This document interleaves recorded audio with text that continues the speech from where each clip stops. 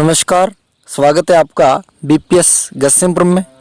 आज हमारा टॉपिक रहने वाला है गियासुद्दीन तुगलक, जिनका शासनकाल 1265 से 1286 ईस्वी के मध्य तक रहा।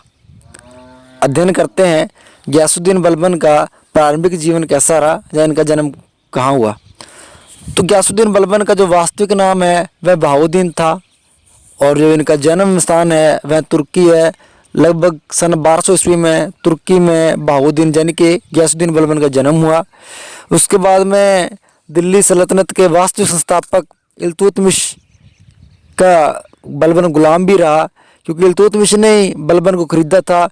इसके बाद में बलबन की वफादारी से प्रभावित होकर के इल्तुतमिश ने तुर्कान चहलगानी का सदस्य बनाया बलबन को।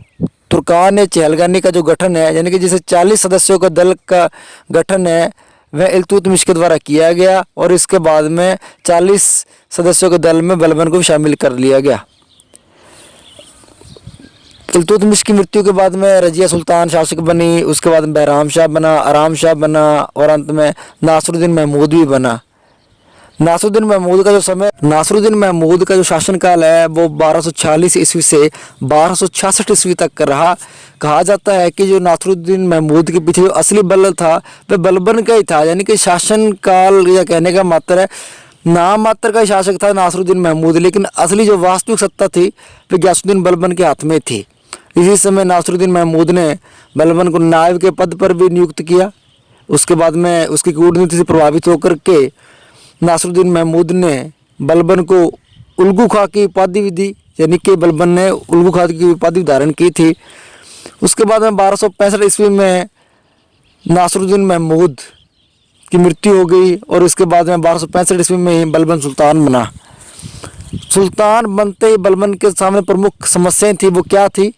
सबसे बड़ी और पहली समस्या थी हिंदू सरदारों के विद्रोह की चुनौती को नष्ट करना, यानी कि रजिया के बाद में आराम शाह, बहराम शाह या नासरुद्दीन महमूद आए तो ये अपने जो शासन कला का परिचय नहीं दे पाए, क्योंकि इनका जो रुझान था वो ज़्यादा शासन में नहीं था।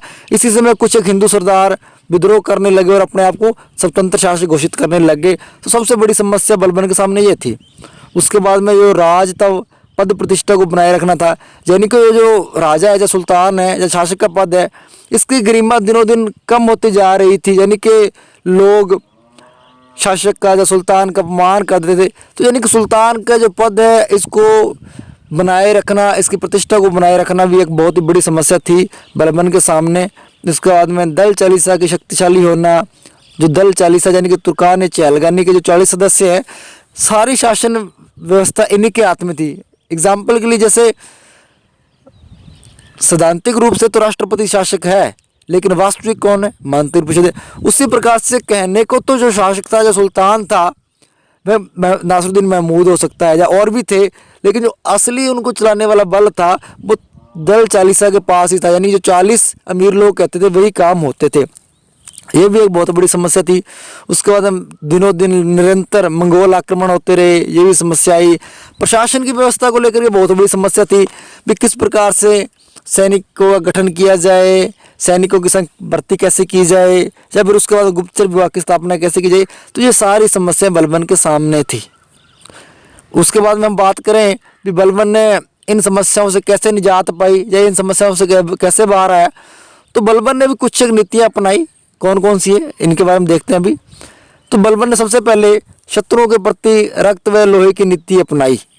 रक्त व लोहे की नीति के तहत यानी कि शत्रु को मार दिया जाता था और उनकी जो महिलाएं थी या उनके बच्चे थे उन्हें गुलाम बना करके अपने पास रख लिया जाता था। ये उसकी यानी कि बलबन की रक्त और लोहे की नीति है। बलबन का एक देवत्व का सिद्धांत भी बहुत ही प्रसिद्ध रहा है, यानी कि बलबन कहता है भी जो सुल्तान है, शासक है, वह अपनी इच्छा से शासक या राजा नहीं बना है, उसे देवी कृपा है या फिर ईश्वर के द्वारा भेजा गया है, तुम जाओ इस जनता को संभालो यानी इन प्रशासन करो। तो इसलिए यानी कि मैं एक आम इंसान नहीं हूँ, मुझे उस पैगंबर अल्लाह ने भेजा है। ये उसका देवताओं का सिद्धांत था। सुल्तान ईश्वर का प्रतिनिधि होता है, ये मैंने कह दिया। कहा जाता है कि बलबन अपने पुत्रों को भी कहता था, आप मेरे पुत्र बाद में हो, एक प्रजा पहले हो, क्योंकि मैं एक ईश्वर का भेजा हुआ प्रतिनिधि हूँ। उसने राज दरबार के अंदर कुछ एक प्रथाएं भी लागू की, जैसे सिजदा। सिजदा क्या है? तो घुटनों पर सिर झुकाना, यानी कि सजदा प्रथा के तहत क्या किया जाता है, सम्राट है जो सुल्तान है उसके सामने आकर के घुटनों पर सिर झुकाया जाता है और सलाम किया जाता है, यह सिजदा है। उसके बाद पैबोस, पैबोस क्या है, पैर छूना या चूमना, यानी कि उस समय दरबार में आने के बाद में जो राजा है, जो शासक है, जब वो अपने यानी कि आसन पर बैठा तो उस समय आकर के आम जनता उनके पैर को छूती थी या फिर चूमती थी। ये पैबोस है, ये तो बाद में जहांगीर ने शुरू किया था। नरोज क्या है, नरोज यानी कि ईरान के अंदर है, सूर्य की पूजा अर्चना की जाती है, ये भी एक त्योहार है इनका नरोज। इसके बाद हम बात करें बलबन ने प्रशासन संबंधी क्या नीतियाँ अपनाई, तो बलबन ने गुप्तचर विभाग की स्थापना की। गुप्तचर विभाग को उस समय में दीवान बरीद कहा जाता था। इसके बाद उसने सैन्य विभाग की स्थापना की, जैसे दीवान आरिज, इसका जो अध्यक्ष था वो आरिज मुमालिक कहलाता था। यानी कहने का अर्थ है गयासुद्दीन बलबन के सामने समस्याएं भी बहुत ज़्यादा आई, लेकिन इन सभी समस्याओं का उसने तलवार के बल पर या फिर शक्ति के बल पर दमन किया या दोहन किया। इसके बाद में लगभग 1286 या कुछ किताबों के अंदर 1287 ईस्वी लिखा मिलता है, तो उस समय बलबन का निधन हो गया।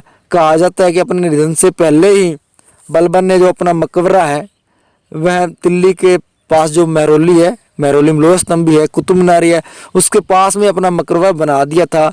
उसके बाद में जो बलबन के उत्तराधिकारी है केकुबाद है, ये शासन व्यवस्था को अच्छी तरह से नहीं संभाल पाए और उस प्रकार से इनका अंत हो गया। धन्यवाद।